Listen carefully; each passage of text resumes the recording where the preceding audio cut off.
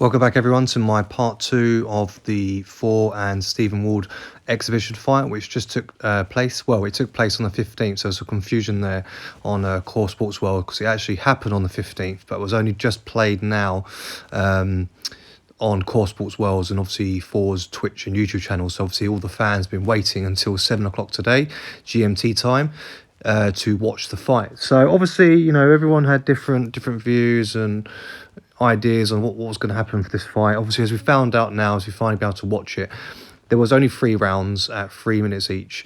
As we know, Hafthor was over 100 pounds heavier than Stevens, so obviously this is a massive difference in terms of weight between the fighters. Obviously Stevens, the actual professional boxer, been pro for over 4 years, fighting over for 19 years, and obviously for Hafthor being his first ever boxing debut, you know, there was going to be lots of different views and whatnot would happen to him and how well he'd do. For me, I was actually pleasantly surprised. Obviously, from my first video I made on him, I was a bit doubtful whether he'd actually be able to do any good, really. I obviously questioned his fitness, his ability, his technique, many other different components of fitness and skill set to actually have a decent fight and actually not get his arse handed to him. And Stephen actually mentions at the end of the fight about that, how impressed he was with his fitness and his general ability, as did the commentators who were obviously talking over the fight.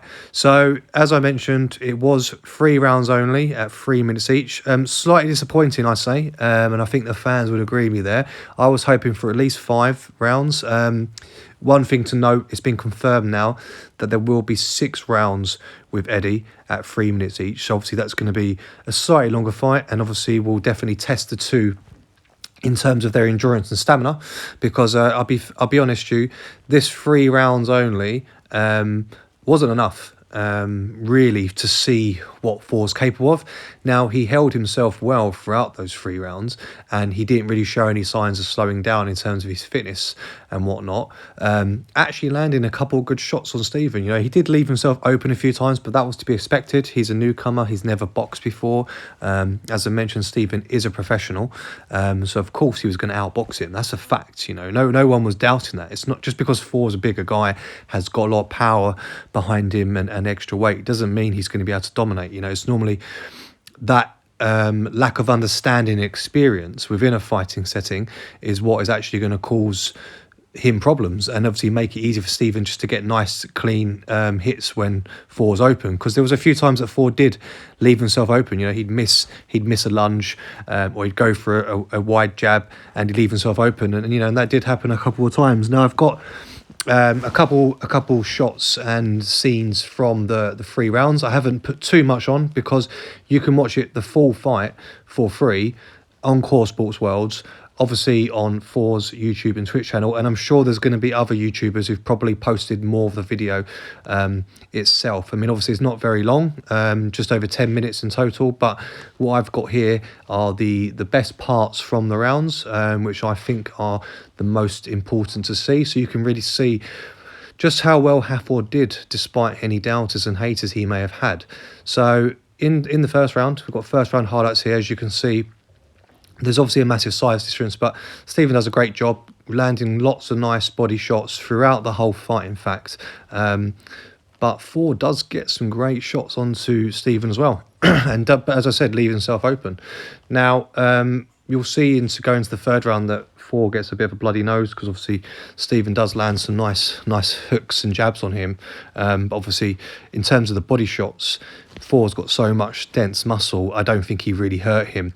In the second round here, that pure force, as you can see, was so significant on Stephen when Hafthor got the back of his shoulder there on his rear delts. He actually fell to the ground. So that's a clear indicator of that size and strength and power behind Hafthor, and it did obviously shake Stephen up a bit. So he said in the post interview that he at that point he wanted to get on his bike and run away, because he realized that, you know, Hafthor can hurt him and he has to be careful, and rightfully so. Just because Hafthor isn't a seasoned and experienced boxer doesn't mean if he doesn't get that nice clean hit on his chin or anywhere else, he can't take him down. And that proved it. And that little shot there, that one little clip on the shoulder, took him right to the ground like he was nothing. So, but going into obviously the last round, you can see here, Stephen gets a nice clean shot right onto his nose there, and that's obviously what opens it up and starts causing a bit of blood. Now, it's nothing too major. Obviously, it didn't slow Thor down. He carried on fighting, and that's when I mentioned before about the great stamina and endurance he had. Granted, only 3 rounds, but at someone of his size, even though he's cut down so much weight, generally speaking, and also not ever boxed before, you'd think that he would gas out faster.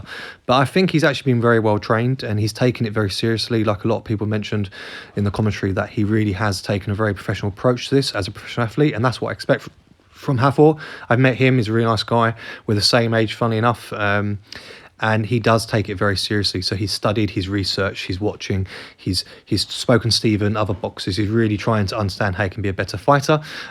He definitely showed that by the way he moved around. He had good movement. You know, I was quite impressed with how light on his feet he was at times. Now, of course, he wasn't amazing. He wasn't a pro, but he's not going to be. He's a brand new boxer, and he's coming from Strongman, for God's sake. He's come from basketball when he was really thin and young, bulking up to 200 kilos for Strongman for 10 years, and now back down to boxing. There's obviously going to be some issues there. You know, he's not gonna come in and just do amazing. But I was, like I said, pleasantly surprised with just how well he did transfer what he's been doing in sparring and training on into the ring. It really did surprise me. And I think from what I said in my first video, when I mentioned that I think that maybe he's holding something back, trying to make it look like, you know, downplaying that he's not got any potential of being a good boxer. I think he definitely did that, because not to say he outboxed Stephen, but I think he boxed a lot better than what a lot of people were thinking, especially me. So he's definitely gained my respect there. And I think he mentioned he wants to do 2 more fights, at least maybe 3 exhibitions before Eddie. I think if he does that, he's going to have a significant better chance now, because he basically trolled Eddie at the end in a post interview, saying, you know, you can't just keep doing sparring and training and not taking hits to the head, because it will shake you up and rattle you in our actual fight. You won't be able to handle it. And you know, like in life, many people that they go about running their mouth, you know, hating, trolled on the internet, but when it comes down to the real shit, like, you know, getting hit, can they take it? Usually not. They've never been hit before, so it really does scare them, and their arse falls out basically. And that could happen to Eddie. You know, if he doesn't do any exhibition matches, or he doesn't let people hit him hard and hurt him in sparring and proper training and perhaps some actual exhibition matches, I think he might fall short there. And I think Thor will gain the advantage on the experience aspect, because he is actively getting in the sport now, not just sparring and training. He actually is fighting, hitting and getting hit and taking it, and obviously he will learn a lot from that and walk away a much more prepared athlete, you know, especially mentally. You know, he's saying at the beginning he wants to go into Eddie's fight with obviously being mentally prepped for it. So unfortunately it goes to a draw. Obviously there's no clear winner. I would say, obviously, if you're going to look on points, Stephen clearly won.